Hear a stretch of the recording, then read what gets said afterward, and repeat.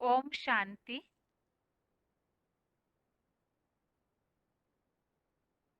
भगवत गीता श्लोक क्लास में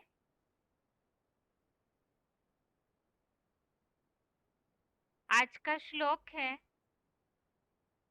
8वें अध्याय का 18वां और 19वां श्लोक। अध्याय 8 श्लोक नंबर 18 और श्लोक नंबर 19।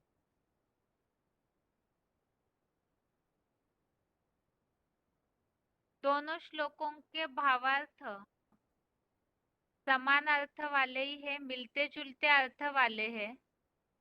इसीलिए आज के क्लास में दोनों श्लोक इकट्ठा पढ़ेंगे। पहले है 18वां श्लोक, श्लोक नंबर 18 है। अव्यक्तात् व्यक्तयः सर्वा प्रभवन्त्य हरागमे रात्र्यान्ते प्रलीयन्ते तत्रैवा व्यक्तसंज्ञके। श्लोक दोबारा। अव्यक्तात् व्यक्तयः सर्वा प्रभवन्त्य हरागमे रात्र्यान्ते प्रलीयन्ते तत्रैवा व्यक्तसंज्ञके। श्लोक का संधि विच्छेद है अव्यक्तात् व्यक्तयः सर्वाः प्रभवन्ति अहरागमे रात्र्यान्ते प्रलीयन्ते तत्र एव अव्यक्तसंज्ञके। श्लोक का संधि विच्छेद दोबारा। अव्यक्तात् व्यक्तयः सर्वाः प्रभवन्ति अहरागमे रात्र्यान्ते प्रलीयन्ते तत्र एव अव्यक्तसंज्ञके। शब्दों के अर्थ है अहरागमे अर्थात दिन आने पर, अव्यक्तात् अर्थात अव्यक्त धाम से, सर्वा अर्थात सभी, व्यक्तयः अर्थात व्यक्त प्राणी, प्रभवन्ति अर्थात यहाँ आते हैं,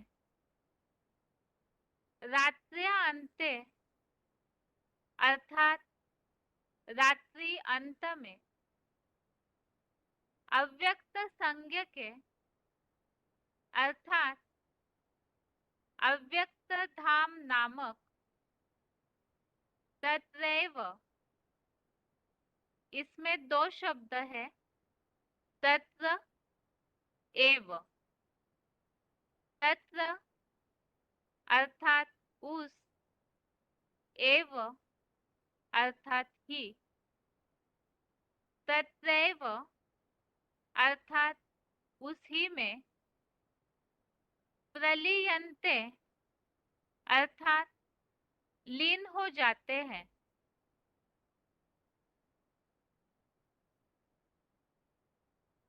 शब्दों के अर्थ दोबारा।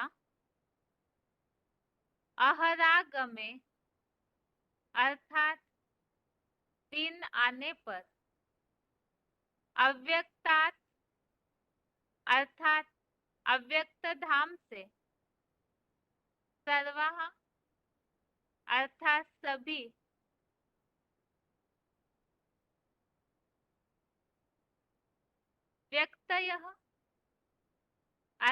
व्यक्त प्राणी प्रभवंती अर्थात यहाँ आते हैं। रात्र्यांते अर्थात रात्रि अंत में। अव्यक्त संज्ञ के अर्थात अव्यक्त धाम नामक। तत्रैव इसमें दो शब्द है, तत्र एव। तत्र अर्थात उस, एव अर्थात ही, तत्रैव अर्थात उसी में। प्रलीयन्ते अर्थात लीन हो जाते हैं।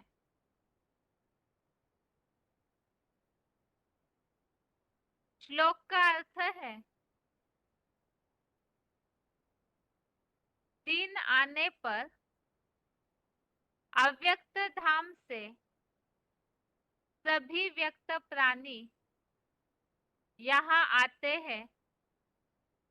रात्रि अंत में अव्यक्त धाम नामक उस ही में लीन हो जाते हैं।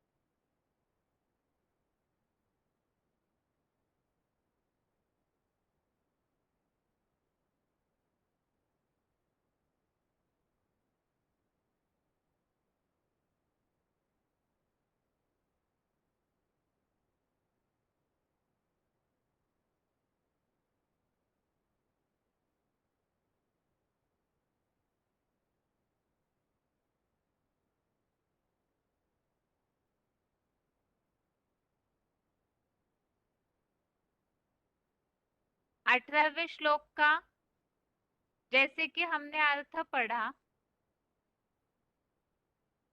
इस श्लोक में जो बात आई हुई है कि दिन आने पर अव्यक्त धाम से प्राणी यहाँ अर्थात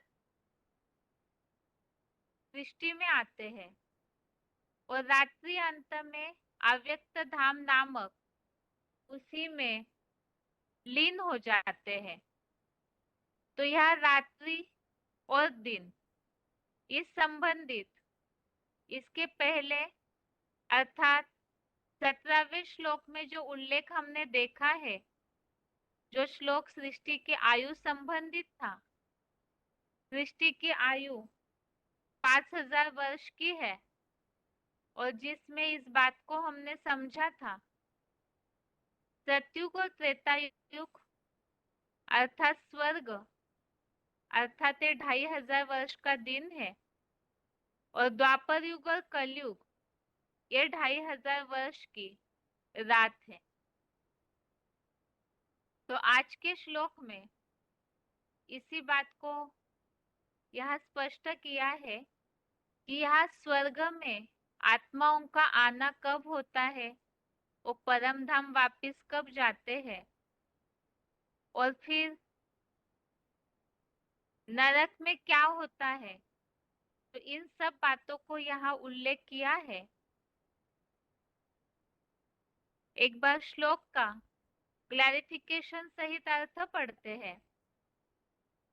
शूटिंग में ही ब्रह्मा का स्वर्गीय दिन आने पर निराकारी अव्यक्त धाम आत्मलोक से सभी व्यक्त प्राणी नंबरवार यहाँ सृष्टि में आते हैं। फिर ब्रह्मा की अज्ञान अंधकार की रात्रि में, रात्रि अंत में अव्यक्त धाम नामक उसी परम धाम में नंबरवार 7 अरब की संख्या में लीन हो जाते हैं। तो यहाँ इस बात को स्पष्ट किया है श्लोक में कि ब्रह्मा का स्वर्गीय दिन आने पर निराकारी अव्यक्त धाम उसे ही आत्मलोक कहा है। वहां से सभी प्राणी नंबरवार इस सृष्टि पर आते हैं और फिर ब्रह्मा की अज्ञान अंधकार की रात्रि के अंत में, रात्रि अर्थात द्वापर कलयुग रूपी नरक, और अति की रात्रि होती है कलयुग अंत में। तो उस कलयुग के अंत में अर्थात महाविनाश के बाद सारे प्राणी अव्यक्त धाम नामक अर्थात जिसे आत्मलोक कहा है उस अव्यक्त धाम में अर्थात ही परम धाम में नंबरवार 7 अरब की संख्या में लीन हो जाते हैं। तो ये 7 अरब की संख्या अर्थात ही 700 करोड़ जो भी आत्माओं की संख्या है, तो सारे ही परम धाम में लीन होते हैं अर्थात सारे ही परम धाम वापिस चले जाते हैं। यहाँ नीचे अव्यक्त धाम या अव्यक्त परम धाम संबंधित आत्माओं के आने जाने संबंधित नीचे फुटनोट लिखा हुआ है। यह अव्यक्त परम धाम सर्व सामान्य निराकारी अनुरूप आत्माओं व निराकार परमपिता शिव का भी अपना सामान्य घर है, जहां से आकर ये सभी पार्टधारी संसारी सृष्टि रंगमंच पर जन्म जन्म शरीर रूपी वस्त्र बदल बदल खेलते हैं। वैसे तो जनसाधारण में ये एक प्रश्न हमेशा रहता है कि आखिर मनुष्यों की शुरुआत कहाँ से हुई, मनुष्यों का अंत कब होता है, ये सृष्टि कब तक चलती है। तो यहाँ मनुष्य आत्माओं के बारे में जो 700 करोड़ की संख्या है उनके बारे में इस श्लोक में ये स्पष्ट किया हुआ है कि ये जो भी प्राणी है वो स्वर्ग आने पर परम धाम से नीचे उतरते हैं अर्थात सृष्टि में आते हैं और नरक के अंत में सभी परम धाम में वापिस जाते हैं। तो यहाँ फुटनोट में नीचे ये बात लिखी हुई है कि यह परम धाम निराकारी अनुरूप आत्माओं का और परमपिता शिव का भी घर है, जहां से सभी प्राणी जो पार्टधारी है, जैसे कि शेक्सपियर ने भी ये बात बताई है, ये सृष्टि एक रंगमंच है और यहाँ सभी एक्टर्स है। तो इसी बात के लिए यहाँ ये बात बताई है कि यहाँ सभी जो भी प्राणी है वो भी इस सृष्टि रंगमंच पर पार्टधारी है, एक्टर है और जन्म जन्म शरीर रूपी वस्त्र बदल बदल कर खेलते हैं अर्थात अलग अलग अपना पार्ट बजाते हैं। अभी अगला श्लोक है जो कि इसी श्लोक से मिलते जुलते अर्थ वाला है। श्लोक नंबर 19 8वें अध्याय का ही श्लोक नंबर 19 है। श्लोक है भूतग्रामः स एवायं भूत्वा भूत्वा प्रलीयते रात्र्या अन्ते अवशः पार्थ प्रभवन्त्य हरागमे। श्लोक दोबारा। भूतग्रामः स एवायम् भूत्वा भूत्वा प्रलीयते रात्र्या अन्ते वशः पार्थ प्रभवत्य हरागमे। श्लोक का संधि विच्छेद है। भूतग्रामः स एव अयम् भूत्वा भूत्वा प्रलीयते रात्र्यान्ते अवशः पार्थ प्रभवति अहरागमे।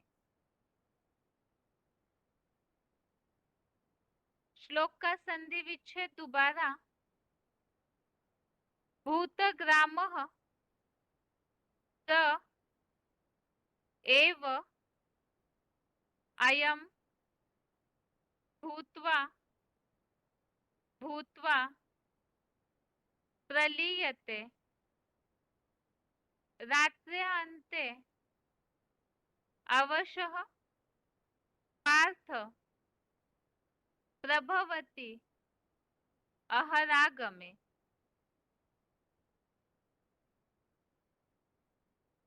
शब्दों के अर्थ है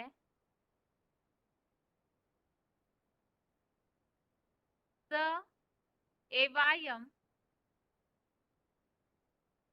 एवायम इसमें दो शब्द है एव अयम। स एव अर्थात वही वही अयम अर्थात यह भूतग्रामः अर्थात प्राणी समुदाय भूत्वा भूत्वा अर्थात बार बार जन्म लेकर रात्र्यान्ते अर्थात रात्रि के अंत में अवशः अर्थात बरबस प्रलीयते अर्थात पूरा लीन हो जाता है पार्थ अर्थात हे पृथा पुत्र अहरागमे अर्थात दिन आने पर प्रभवती अर्थात प्रकट होने लगता है। शब्दों के अर्थ दोबारा। स एवायम एवायम इसमें दो शब्द है एव अयम। स एव अर्थात वही वही अयम अर्थात यह भूतग्रामः अर्थात प्राणी समुदाय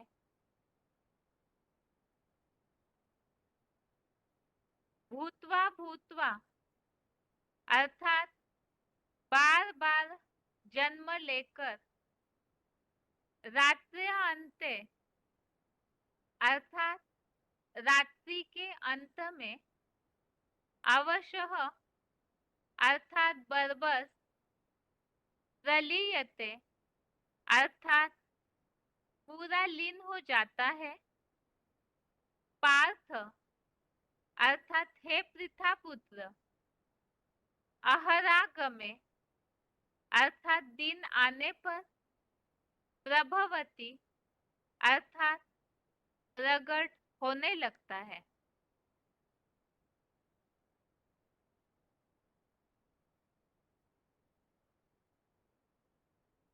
श्लोक का अर्थ है वही वही यह प्राणी समुदाय बार बार जन्म लेकर रात्रि के अंत में बरबस पूरा लीन हो जाता है हे पृथा पुत्र, दिन आने पर प्रकट होने लगता है। तो श्लोक में ये बात बताई है। वही वही यह प्राणी समुदाय बार बार जन्म लेकर, जैसे कि अभी 18वें श्लोक में हमने इस बात को देखा कि सृष्टि रूपी रंगमंच पर जन्म जन्म शरीर रूपी वस्त्र बदल कर ये जो मानवीय प्राणी है, मनुष्य आत्माएं है, और जन्म मरण के चक्र में आते आते अलग अलग शरीर रूपी वस्त्र धारण करके इस सृष्टि पर जन्म लेते हैं। रात्रि के अंत में, अर्थात जब कलयुगांत या नरक का अंत होता है, अज्ञान अंधकार की नरक रूपी रात्रि के अंत में बरबस ही, अर्थात ही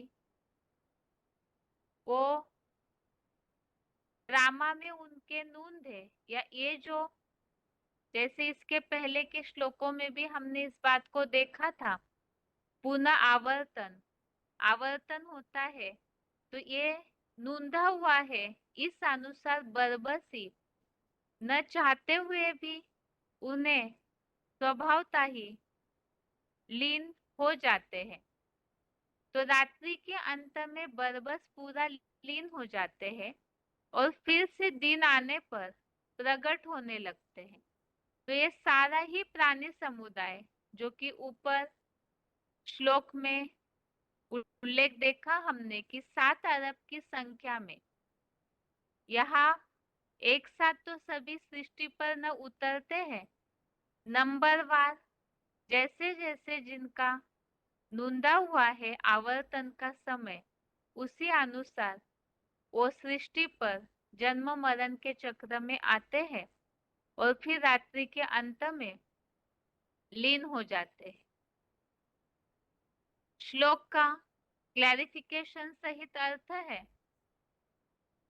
वही वही यह मानवीय प्राणी समुदाय चतुर्युगी में नंबरवार बार बार जन्म लेकर यहाँ सृष्टि से चतुर्मुखी ब्रह्मा की रात्रि के प्रलय अंत में बरबस अव्यक्त धाम में पूरा लीन हो जाता है। और हे पृथा पुत्र, 16 कला का सतयुगी स्वर्गीय दिन आने पर नंबरवार प्रकट होने लगता है। तो इस श्लोक में इस बात को स्पष्ट किया है कि ये मानवीय समुदाय, अर्थात जो 700 करोड़ 7 अरब की जो मनुष्य आत्माओं की संख्या है, जिसे मानवीय प्राणी समुदाय कहा है, तो चतुर्युगी में अर्थात 4 युगों में, सतयुग, त्रेता युग, द्वापर, कलयुग में नंबरवार, अर्थात सारे ही सतयुग में आएंगे ऐसे भी नहीं है।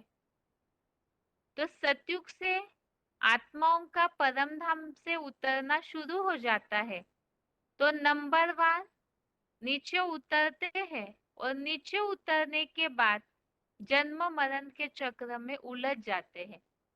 तो इस सृष्टि पर एक बार जो आते हैं वो इसी सृष्टि पर जन्म लेना शुरू होता है और फिर रात्रि के अंत में, जिसे कहा प्रलय अंत में, विनाश के अंत में, बरबसी अव्यक्त धाम, जिसे परम धाम या आत्मलोक कहा हुआ है, उसमें पूरा लीन हो जाता है।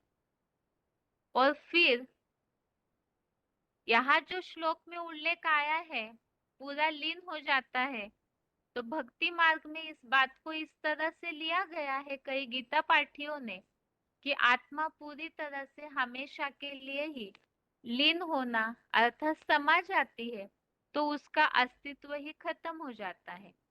वास्तव में ऐसे नहीं है। तो उस समय के लिए विनाश के अंत में आत्माएं परम धाम जाती है, तो वहां परम धाम उनका जाना, उस स्थिति में पहुंचना, इस भावार्थ से यहाँ लीन हो जाता है, ऐसे कहा है। और फिर सतयुगी स्वर्गीय दिन आने पर नंबरवार प्रकट होने लगता है। तो इसी श्लोक में इस बात को, आत्माओं की इस गति को, कि आत्माओं का अस्तित्व पूरी तरह नष्ट नहीं होता, हमेशा के लिए अस्तित्व खत्म नहीं होता है, ये श्लोक में ही स्पष्ट किया है कि फिर से दिन आने पर अहरागमे प्रभवती, अर्थात दिन आने पर फिर से नंबरवार प्रकट होने लगता है, अर्थात इस सृष्टि पर उनका फिर से पार्ट शुरू होता है और जन्म मरण के चक्र में आते रहते हैं। 18 और 19 इन दोनों श्लोकों में आत्माओं की गति क्या होती है इसके बारे में स्पष्ट किया है। प्राणियों का सृष्टि पर आना और वापस जाना कब और कैसे होता है।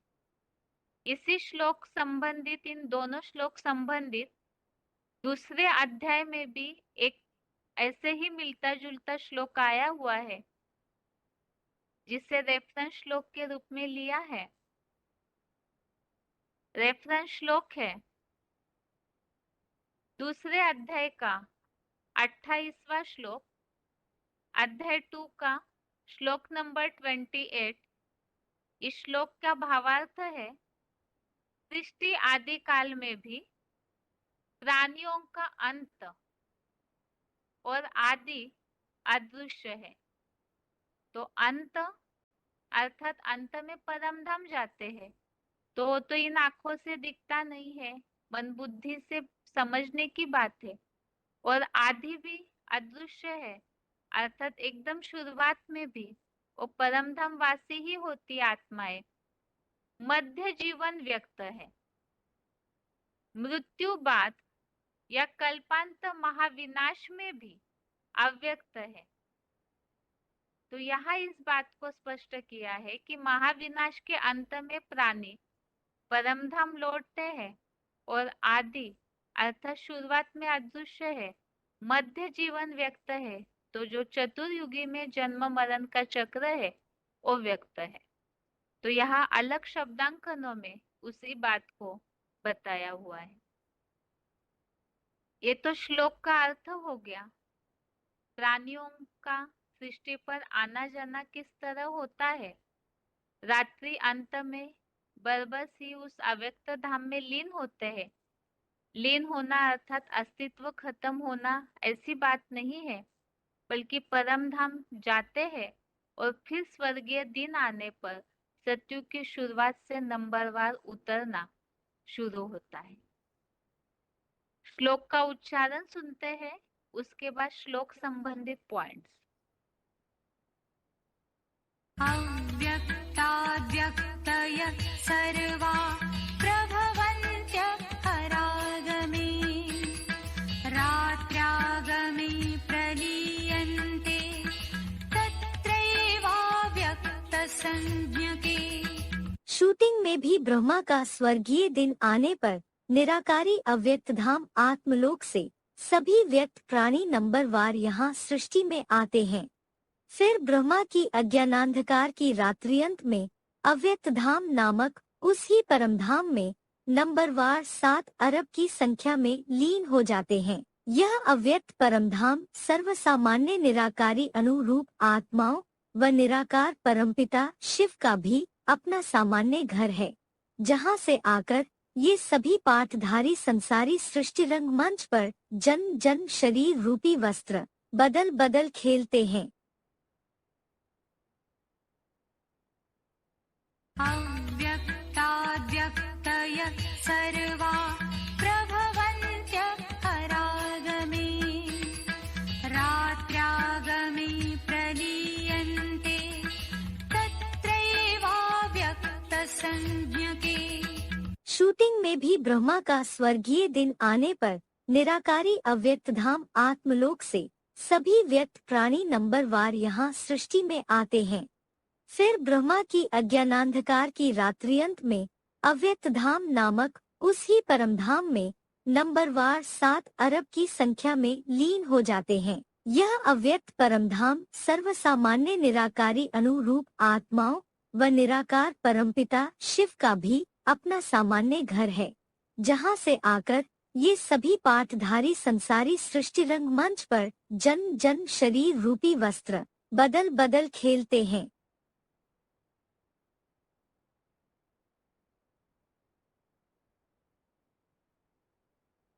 भूतग्राम सेवायं भूत्वा भूत्वा प्रलीयते रात्र्यागमे वशः पार्थ प्रभवत्यः रागमे। वही ही यह मानवीय प्राणी समुदाय चतुर्युगी में नंबर वार बार जन्म लेकर यहाँ सृष्टि से चतुर्मुखी ब्रह्मा की रात्रि के अंत प्रलय में बरबस अव्यक्त धाम में पूरा लीन हो जाता है।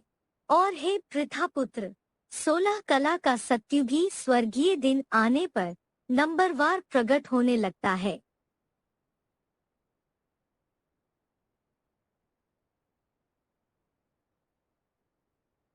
भूतग्राम सेवायं भूत्वा भूत्वा प्रलीयते रात्र्यागमे वशः पार्थ प्रभवत्यः रागमे। वही ही यह मानवीय प्राणी समुदाय चतुर्युगी में नंबर वार बार जन्म लेकर यहाँ सृष्टि से चतुर्मुखी ब्रह्मा की रात्रि के अंत प्रलय में बरबस अव्यक्त धाम में पूरा लीन हो जाता है। और हे पृथापुत्र, 16 कला का सत्युगी स्वर्गीय दिन आने पर नंबरवार प्रकट होने लगता है। अभी आगे है श्लोक संबंधित points. VCD number 42, VCD number 42, 24 minute 24 minutes के बाद से लिया हुआ पॉइंट है अव्यक्त परम धाम।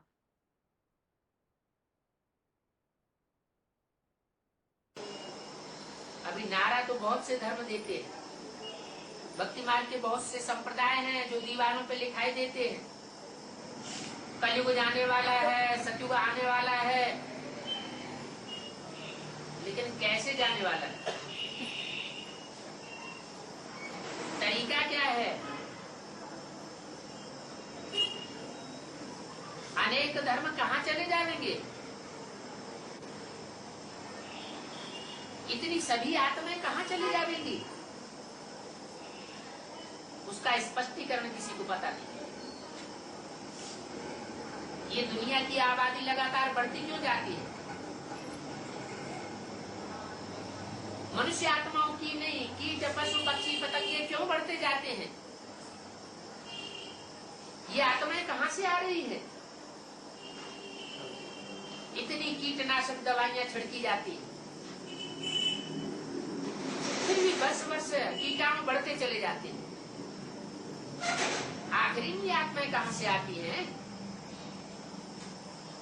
जरूर कोई आत्माओं का लोक है। मुसलमान उस आत्माओं के लोक को, अल्लाह के धाम को अर्श कहते हैं। खुदा अर्श में रहता है, फर्श में नहीं रहता। ऐसी भी उन्हों के अंदर मान्यता है, साथ में आसमान पर खुदा रहता है,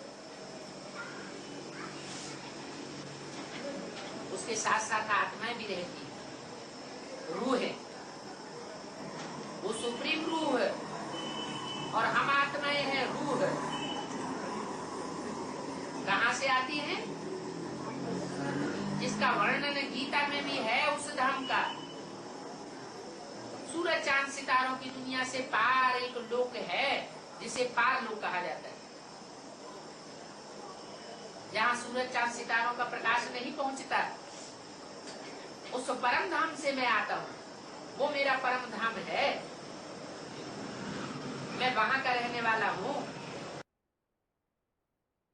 आगे है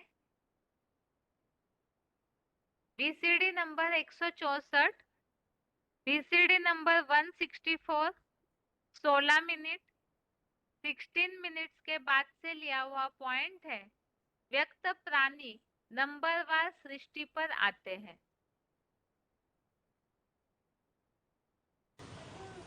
कि तुम सब ज्योति बिंदु बिंदु बिंदु आत्माएं हो, मैं तुम निराकार बिंदु बिंदु आत्माओं का बाप हूं, तुम सब परम धाम के वासी हो। जब सृष्टि का विनाश होता है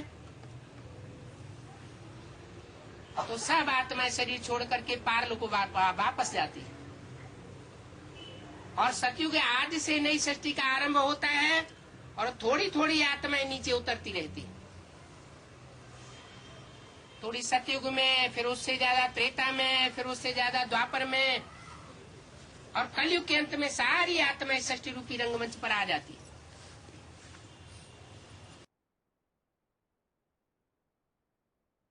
आगे है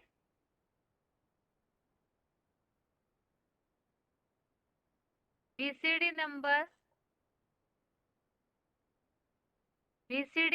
231, वीसीडी नंबर 231, 48 मिनट 48 मिनट्स के बाद से लिया हुआ पॉइंट है। परम धाम में 7 अरब की संख्या में लीन हो जाते हैं।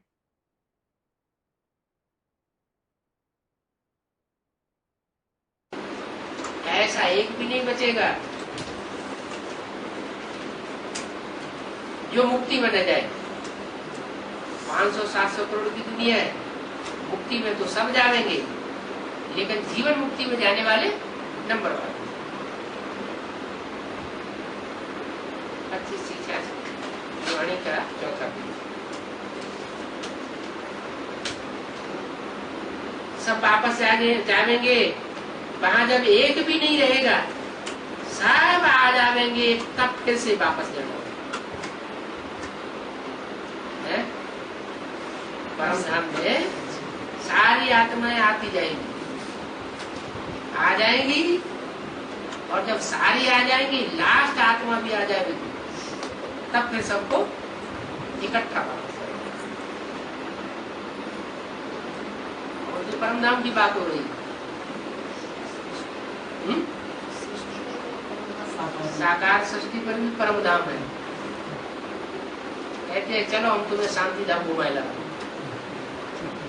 लोग जाते हैं तो कहते हैं हाँ बड़ी शांति, तो क्या हो गई वो शांति धाम का नजारा उन्हें अनुभव होता है थोड़े समय के लिए। तो जो भी ऐसी आत्माएं, लास्ट वाली आत्माएं जो लास्ट की वहां बची हुई है, वो उनमें से भी आखिरी आत्मा आएगी जरूर, बाप के सामने आके मस्तक झुकावेगी जरूर। जब सब वापस आ जाएंगे, तब सब हमको इकट्ठा होकर के वापस जाना है। उसकी यादगार क्या है शास्त्रों में? यादगार है कोई? इस यादगार में दिखाते हैं सब जाते हैं, देवताएं भी जाते हैं, राक्षस भी जाते हैं, भूत प्रेत भी जाते हैं। राम की बारात नहीं,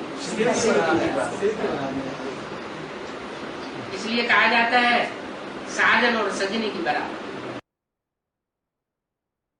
आगे है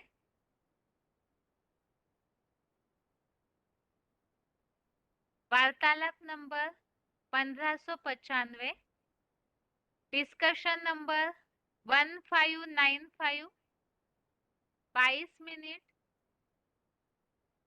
22 मिनट्स के बाद से लिया हुआ पॉइंट है। परम धाम में 7 अरब की संख्या में पूरा लीन हो जाते हैं।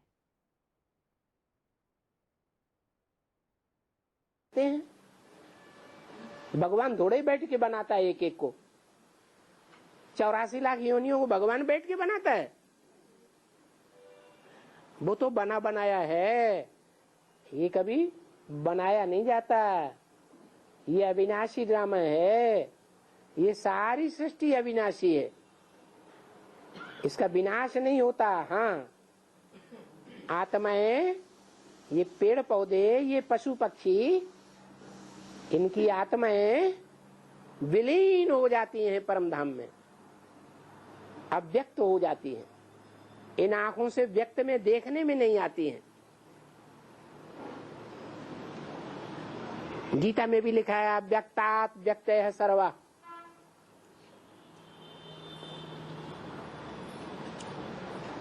रात्रागे में प्रलीयन्ते।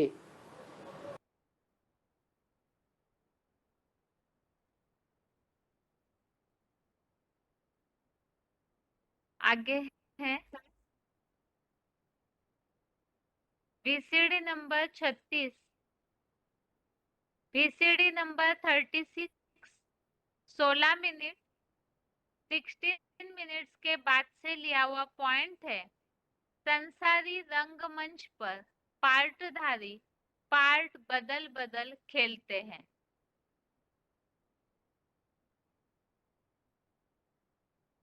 ये सृष्टि एक रंगमंच है। इसमें तुम 84 के चक्र में आते हो, मैं नहीं आता हूँ।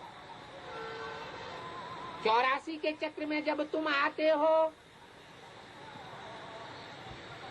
तो 84 जन्मों में 84 कपड़े बदलते हो। कपड़ा माना शरीर। ये शरीर आत्मा का कपड़ा है, वस्त्र है, जिसके लिए गीता में भी बताया है वासांसि जीर्णानि यथा विहाय। तो 84 जन्मों में मनुष्य आत्मा 84 जन्म लेती है ज्यादा से ज्यादा, और 84 के चक्र में आते आते शरीर बदलती जाती है।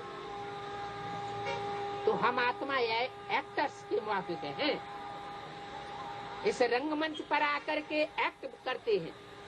कभी देवता का पार्ट बजाते हैं, कभी मनुष्य का पार्ट बजाते हैं, और अभी कलयुग के अंत में आकर के सब एक दूसरे को दुख देने वाले राक्षसी का पार्ट बजाते हैं। आगे है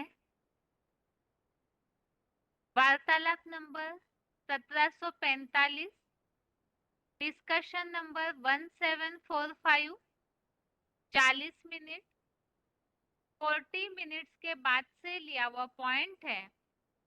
वही प्राणी समुदाय बार बार जन्म लेकर रात्रि अंत में लीन हो जाते हैं। पूर्व जन्म का हिसाब बदलने का कोई मतलब ही नहीं है। आत्मा में 5000 वर्ष का पार्ट भरा हुआ है। एक एक सेकंड, एक एक दिन का पार्ट भरा हुआ है। तो बदलने का सवाल कहाँ पैदा होता है? अगर कोई गलत चीज है उसको बदला जा सकता है। आत्मा में 5000 वर्ष का पार्ट भरा हुआ है, उसका अगर कोई गलत है तो उसको क्या बदला जा सकता है? नहीं, जो भरा हुआ है वो ही बजेगा। कल्प कल्प लगी प्रभु अवतारा। रामायण में तुलसीदास ने लिखा है क्या, हर कल्प में जब त्रेता युग आता है तो राम का जन्म होता है, अयोध्या में ही होता है। हाँ, भूत ग्रामम सएवायम भूत्वा भूत्वा प्रलीयते।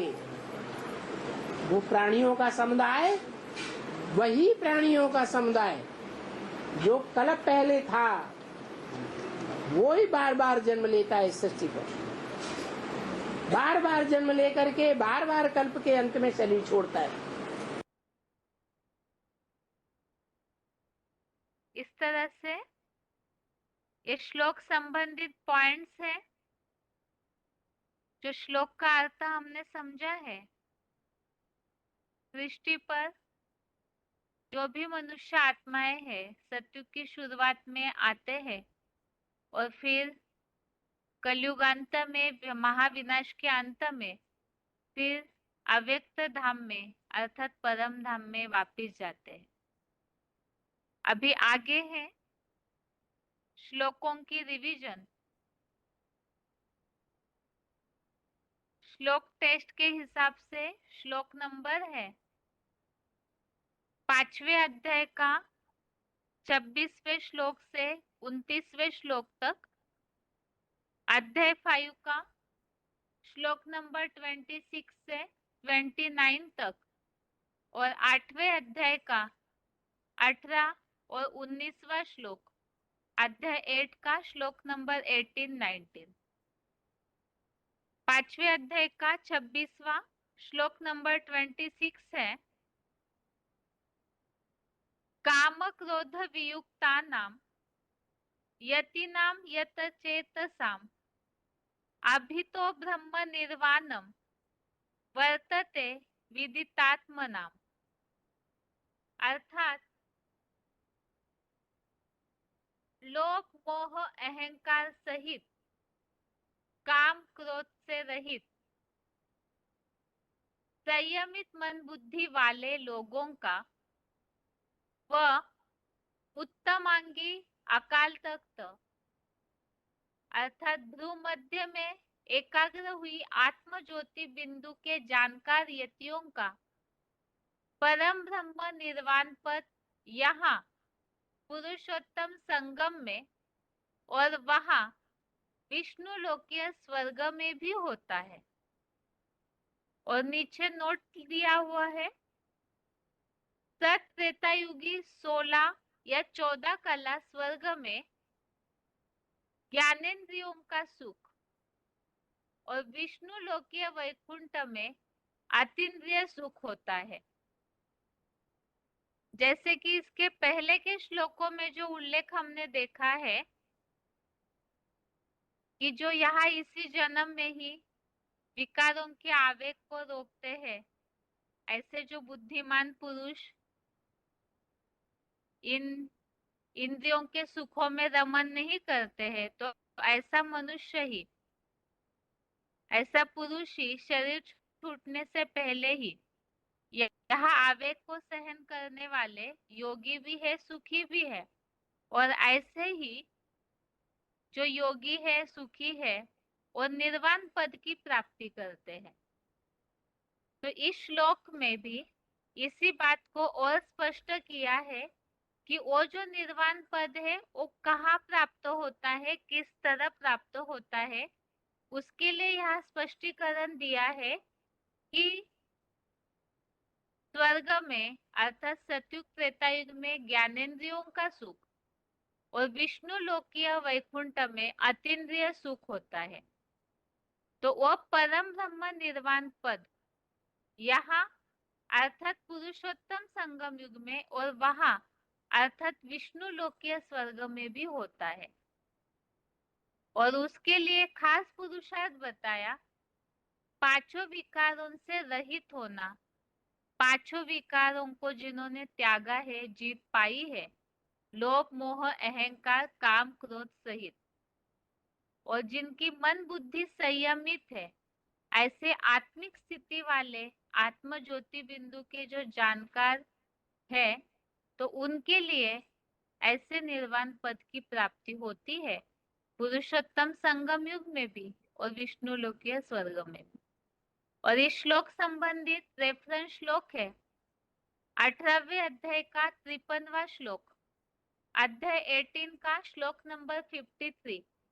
इसमें इसी बात को बताया है, विकारों को जिन्होंने छोड़ा है वो परम ब्रह्म भाव के लिए समर्थ है। आगे है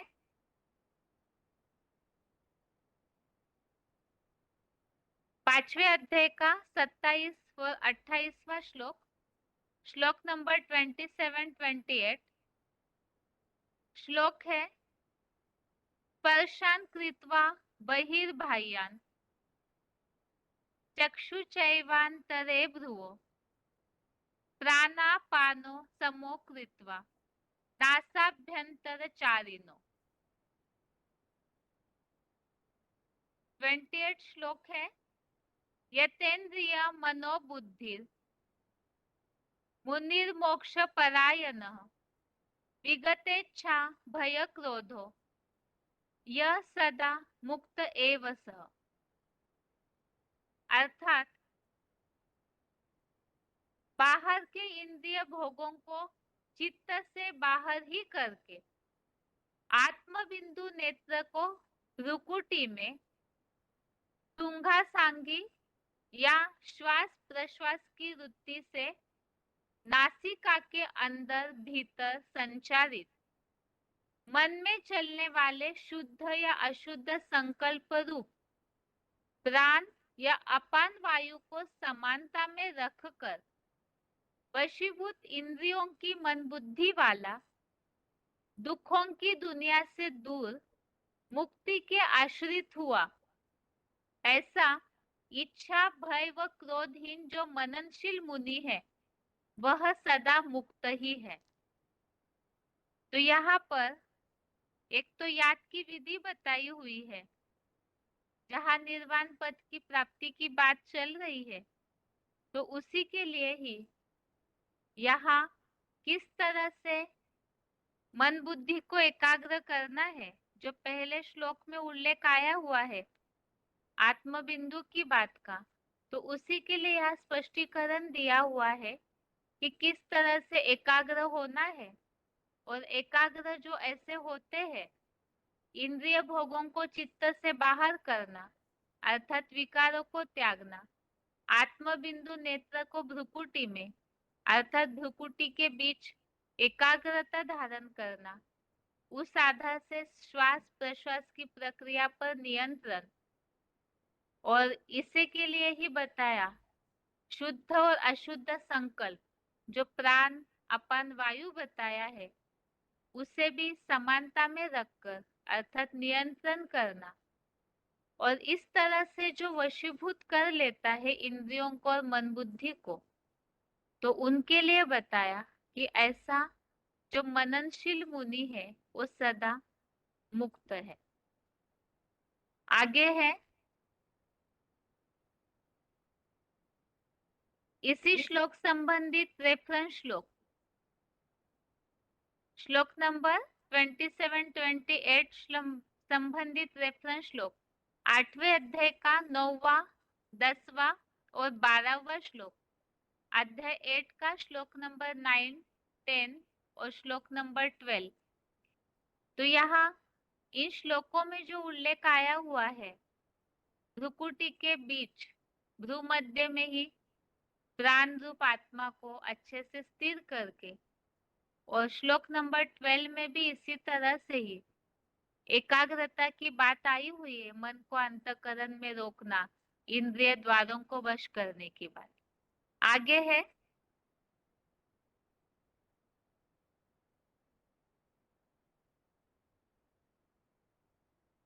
29वां श्लोक, श्लोक नंबर 29, भोक्तारम यज्ञ तपसाम सर्वलोक महेश्वरम सुहृदं सर्वभूतानां ज्ञात्वा माम शांति मृच्छति।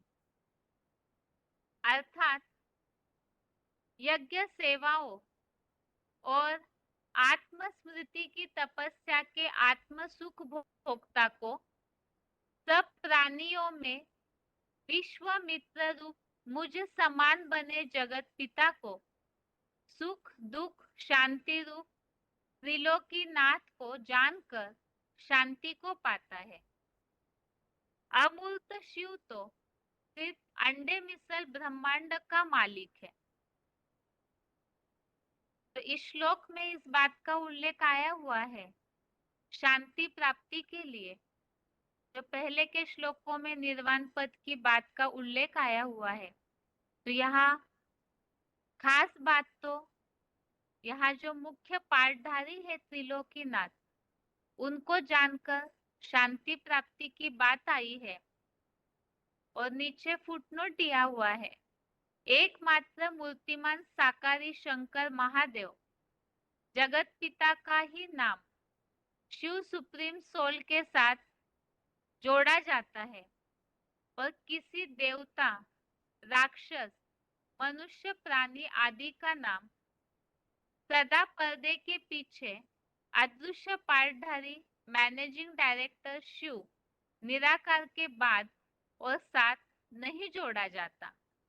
इसीलिए मूर्तिमान शंकर साकारी होने से सुख दुख शांति धाम तीनों का त्रिलोकीनाथ है। तो यहाँ इस बात का उल्लेख किया हुआ है कि जो त्रिलोकीनाथ है वो शंकर जो महादेव है उनके लिए बताया है। तो वो जिस तरह से अपनी अवस्था बना लेते हैं तो वही त्रिलोकीनाथ है, और परमपिता शिव तो केवल ब्रह्मांड के मालिक है। ये 5वें अध्याय के श्लोकों की पूरी रिवीजन हो गई है, अर्थात 5वां अध्याय आज के रिवीजन के श्लोक के साथ पूरा हुआ है। बाकी अगले हफ्ते से 4थे अध्याय के श्लोकों की रिवीजन होगी। और अभी आगे है आज का श्लोक। इस 5वें अध्याय के 29वें श्लोक संबंधित रेफरेंस श्लोक, श्लोक नंबर 29 संबंधित रेफरेंस श्लोक, एक तो 9वें अध्याय का 24वां श्लोक, अध्याय 9 का श्लोक नंबर 24 और 15वें अध्याय का 17वां श्लोक, अध्याय 15 का श्लोक नंबर 17। यहाँ भी त्रिलोकीनाथ जो बनते हैं उनका उल्लेख आया हुआ है कि परम पिता शिव ब्रह्मांड का मालिक है, और यहाँ त्रिलोकीनाथ के लिए बता दिया है जो 29वें श्लोक में महादेव शंकर के लिए कहा हुआ है। आगे है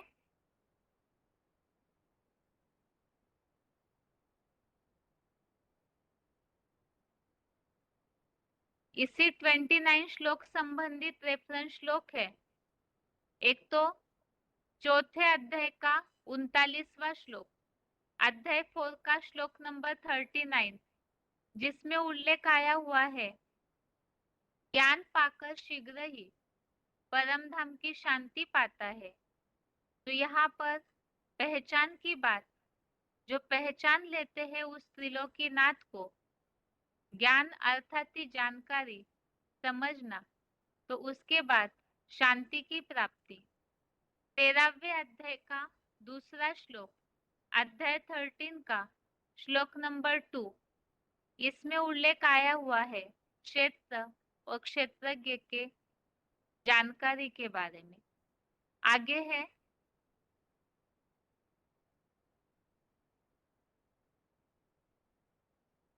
आज का श्लोक 8वें अध्याय का 18वां और 19वां श्लोक, अध्याय 8 का श्लोक नंबर 18, 19। श्लोक है अव्यक्तात् व्यक्तयः सर्वा प्रभवन्त्य हरागमे रात्र्यान्ते प्रलीयन्ते तत्रैवा व्यक्त संज्ञके। अर्थात शूटिंग में ही ब्रह्मा का स्वर्गीय दिन आने पर निराकारी अव्यक्त धाम आत्मलोक से सभी व्यक्त प्राणी नंबरवार यहाँ सृष्टि में आते हैं। फिर ब्रह्मा की अज्ञान अंधकार की रात्रि अंत में अव्यक्त धाम नामक उसी परम धाम में नंबरवार 7 अरब की संख्या में लीन हो जाते हैं। नीचे फुटनोट दिया है, यह अव्यक्त परम धाम सर्वसामान्य निराकारी अनुरूप आत्माओं व निराकार परम पिता शिव का भी अपना सामान्य घर है, जहाँ से आकर ये सभी पाठधारी संसारी सृष्टि रंगमंच पर जन्म जन्म शरीर रूपी वस्त्र बदल बदल खेलते हैं।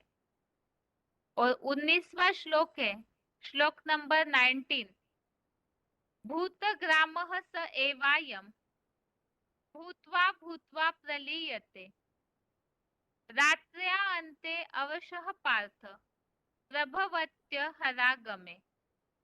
अर्थात वही यह मानवीय प्राणी समुदाय चतुर्युगी में नंबरवार बार बार जन्म लेकर यहाँ सृष्टि से चतुर्मुखी ब्रह्मा की रात्रि के प्रलय अंत में बस अव्यक्त धाम में पूरा लीन हो जाता है।